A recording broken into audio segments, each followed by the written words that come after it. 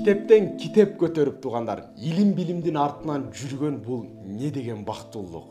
Бул ар бир адамга эле насип эте бербейт экен. Тарыхы мол жана ошондой эле мыкты устаздар түптөгөн Илшат медресеси менен тааныштырабыз. Өзүңүздөр билгендей, Раматылык Садирдин дамыла түптөгөн экен, негизги көзөмөлүндө ошодо болгон. Анан Чуа устаздарыбыз да келип, Сабыр устаздарыбыз да келип, бул жерде окуучулар менен жакшы алака болуп, аларга да бата дуаларын айтып турган экен. Бул жер Илшат медресеси, табиятын көрүңүздөр мынакей. Азыр эшикте шамал болуп атат, жамгыр жайын деп. Бул жак көл, балыктары менен, бул жерлерде мынакей арчалар. Бул деген шаарыбыздын четирек жагында жайгашкан Лебединевка айылында экен туугандар. Жалпы шарттары аябай жакшы, бизден алыстабаңыздар, кененирээк азыр тааныштырабыз. Бул жылы туугандар мынакей, өзүңүздөр көргөндөй компьютерлар турат. Дагы да тиги бөлмөлөрдө компьютерлар бар, информатика сабагы да кирет. Андан сырткары баса белгилеп айта турган нерсе, 9-дун базасы менен келген окуучуларыбызга биз мектептен келишим түзүп койгонбуз. Кечки учурда мектеп программасын окуп, 10-11дин аттестатын да кошо ала кетсеңиздер болот. Бул кире бериши туугандар. Көрүңүздөр, мынакей бул жакта ата-энелер келсе сүйлөшүп отура турган жайлары да бар. Андан кийин баарлашкандан кийин ичине кирип шарттарын көрсөтүп, анан экзаменден өтө турган болсо, сиздин балаңыз дал ушул медреседе калат. Караңыздар туугандар, Жашоо сүртүмдөрү деген кинону көрсөңүздөр керек. Окууга арналган сонун кино. Мынакей бул жакта балдар окуйт. Шарият илимин алат, Куран үйрөнүшөт. Залдарын кирип көрсөтүп кой. Ушундай жерлерде окуп үйрөнүшөт. Буйруса, азыр дагы окуу жылына ремонттор болуп атат. Ремонттор бүтүп, кышкыга да жакшы шарттары түзүлөт. Бул жактагысы жатаканалары, мынакей көрсөтүп кой. Азыр окуучулар жок, ошого да кичине чачылып турат. Окуучулар келсе өз тартибине түшүп калат. Мынакей бул тарабында дагы. Айта кете турган нерсе, туугандар, биз канча медреселерге бардык, медресенин табияты ушундай. Медреседе окуган балдардын ынтымакы да сонун болот. Улуу болобу, кичи болобу, бири-бирин сыйлап, анткени бул жерде илим билимдин кадыры да. Ошондуктан башка окуу жайлардагы, дагы башка бир мекемелер дагы медреседеги окуучулардан үлгү алса дейт элек. Мынакей, табиятты бир көрсөтүп кой, аябай жакты, керемет. Арчаларды. Ушундай таза абада балдарым окусун десеңиздер, Илшат медресесине жибериңиздер. Бул жакта буйруса окууну бүткөндөн кийин дагы чоң-чоң алымдар келип, бата дуасын берип узатышат. Туугандар, орундар чектелүү, ошондуктан эртерээк байланышып, экзаменге аракет кылып калсаңыздар болот. Бул жак устаздардын бөлмөсү, китептерди караңыздар, бул аурасы эле сонун. Бардык коопсуздук чаралары каралган, камералар коюлган, балдар көзөмөлдө болуп турат. Анан спортко болгон мамилени да азыр көрсөтөбүз. Өтө сонун жайгашылган экен.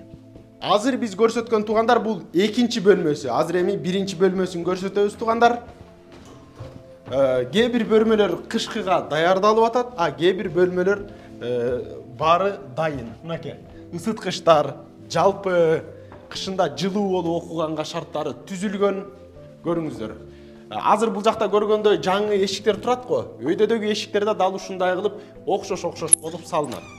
Ички акыбалдары, мурдагы окуучулардын жетишкендиктери, бул жакта китептер, аурасы, негизги медресенин табияты жыты сонун. Насип болгон окуучулар бул керемет.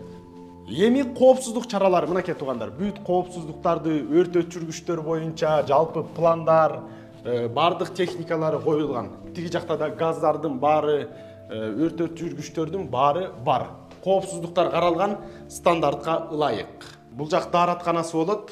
Бул тарабында душтары, бул тарабында дааратыла турган. Келгин, бул ичин бир көрсөтүп кой. Азыр эми балдар жок, кичине көркү кетип турат. Балдар келгенде булар иретине келет. Бардык эле окуу жай негизинен ушундай туугандар. Балдар келгичекти көрк жок болот да, балдар келгенде көркүнө келет. Бул бөлмөсү туугандар азыр кышкыга даярдалып атат. Мынакей, көрүңүздөр. Астын жылуулап, капталдардын түшкөн жерлерин дагы оңдоп, түзөп, кышкыга жакшы шарт түзүп атат. Негизинен отоплениялар коюлган, шарты жакшы. Келсе, балдарыңыз мындай бир үшүп же кыйналган учурлары болбойт. Бирок эң негизгиси илимге талабы күчтүү болуш керек. Сөзсүз бул жерде окуган балдардан Чубак устаздай, Калыс устаздай, дагы улуу устаздарыбыздай алымдар чыгышы зарыл. Ал эми бул ашканасы туугандар. Азыр бул жакта турат, азыр бул жакта усталарыбыз колдонуп аткан экен. Балдар келгенде бул жактагы өз тартибине келет. Негизинен шарты жакшы. Мынакей столдору да турат, баары жайылып, жакшы бир шарттарды түзүлөт. Азыр сиздерге эшикте эмне бар экендерин көрсөтөлү. Туура туугандар. Дал артта турган поля ушул медресеге караган футбол аянтчасы. Бардык стандарттар менен үстү жабылган, астына резина төшөлгөн. Көрүңүздөр. Бул мыкты сапаттагы футбол аянтчасы. Неге дегенде дене сергек болсо илим дагы ошого жараша жугуштуу болот. Мынакей. Көрүңүздөр, аябай чоң. Жана ошондой эле сапаты да жакшы. Керемет. Жалпысынан аянт аябай чоң. Балдарыңыздар бир кысылып сыгылбайт. Кенен өзүңүздөр көргөндөй аркы бетинде көл дагы бар. Буйруса, окуу мөөнөтүн эң жакшы өткөрөт. Бул жерде туугандар азыр курулуш иштери кызуу жүрүп аткан учуру. Буйруса бүтөр учуруна жакындап баратат. Мунун үстү мечит болот дагы, асты болсо Куран жаттай турган бөлмөлөр болот туугандар. Сапаты аябай жакшы. Мынакей. Ассаламу алейкум. Усталарыбыз иштеп аткан экен. Ичинин жыты, сонун караңыздар. Аябай жакшы сапатта жасалып атыптыр. Буйруса, ачылышында да күтөбүз. Балдарыңыздарды медресеге жибериңиздер. Дал ушундай мечити менен, медресеси менен жалпы сонун бир аурасы менен окутулат. Туугандар, өзүңүздөр көрдүңүздөр, азыр жалпы ичин тааныштырып өттүк. Дал жаныбызда турган ушул Илшат медресесинин окуу бөлүм башчысы Феткулла устазыбыздан бир-эки суроо сурайлы. Устаз, бул медреседе кандай устаздар сабак берет? Бисмиллахир-рахманир-рахим. Эң биринчиден жараткан Аллах Таалага көп шүгүр мактоолор болсун. Сүйүктүү пайгамбарыбызга салам жана салаваттар болсун. Алхамдулилlah. Медресебиздин башталган 2008-жылдан башталып түптөлүп келатат. Кудайга шүгүр. Чоң алымдарыбыз Садырдин устаз, Чубак устаз, ошондой эле Молла Сабыр устаздар келип ушул жерде баталарын берип, ушул жерде баштап берген аксакалдарыбыз. Деги эле бул жакта устаздардын эң чоңдору өзүнүн белгилүү 2006-2007 жылы Кыргызстан мамлекетинин Ажирет муфтиси болгон Абсатар Дамыланын окуучулары. Ошонун окуучулары. Анан бул жердеги тартиптагы муфтият түзүп берген окуу бөлүм башчысы бар. Ар бир тартиптеги окуучулар бүт баары ошонун көзөмөлдөнү менен болот. Ошолор түзүп берген программада. Эң негизгиси Ханафи мазхаб, анан Матуриди акидасы боюнча. Бул жакта фикх жөнүндө өтө такшалган алымдарыбыз бар. Шабан устаз деп ушул Абсатар Дамыланын алдында эң кадырлуу, барктуу болгон устаз. Ушундай эле акида жөнүндө Матуриди акидасын жанагы Мухаммад Наби деген устаз бар. Ошондой эле хадис академиясы деп коет. Бул жакта хадистерди, бүт хадистерден сабак берген дагы көптөгөн устаздар бар. Кудайга шүгүр.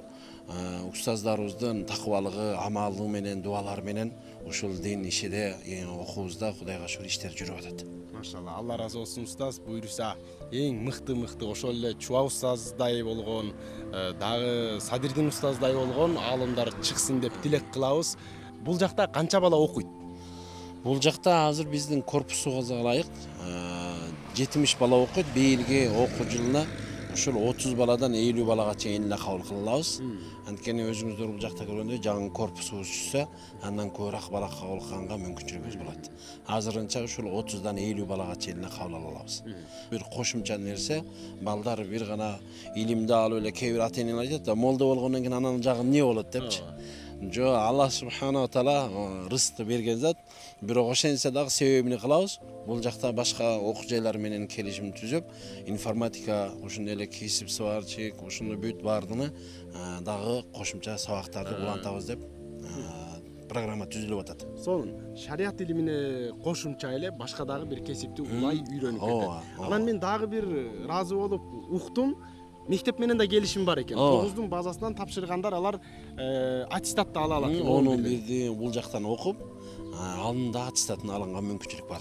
Ал келген окуучулардын каалоосу менен. Өздөрүнүн каалоосу менен. Өздөрү айтса ушундай. Аз бул жактан ошо окуган окуучуларыбыз быйыл мына 11-ди бул жактан бүтүп, чоң окуу жайларга башка жактага тапшырабыз деп үмүттөрү чоң даярданып атышат азыр. Сонун. Туугандар, өзүңүздөр көрдүңүздөр, жалпы медресени тааныштырып өттүк. Шарттары аябай жакшы, жана ошондой эле улуу устаздарыбыздын батасы менен курулган медресе. Эми устазыбыздан бир бата сурайлы жалпы элибизден. Буйруса жакшы алымдар, мыкты алымдар көп чыксын. Амин, алхамдулиллах, вассалату вассаламу ала жараткан Аллахым. Sen razı olgun pendelerin katarına bizdi koşkun. Asman жерден кен бале, кырсык, ору, сұрқодан Аллах Таалам алыс кылсын. Башыбызда турган башчыларыбыз Аллах Таалам адилеттүү берсин. Элдерибизге ынтымак беримдүүлүктүү берсин. Аллах Субхана Таала ар бирибизди мамлекет үчүн, эл жер үчүн кызмат кылганга, Аллахтын ыраазы үчүн адамдарга жакшылык жеткиргенге Аллах Таалам бардыгыбызды ошол ишке кабыл кылган болсун. Амин, Аллах акбар. Чоң рахмат.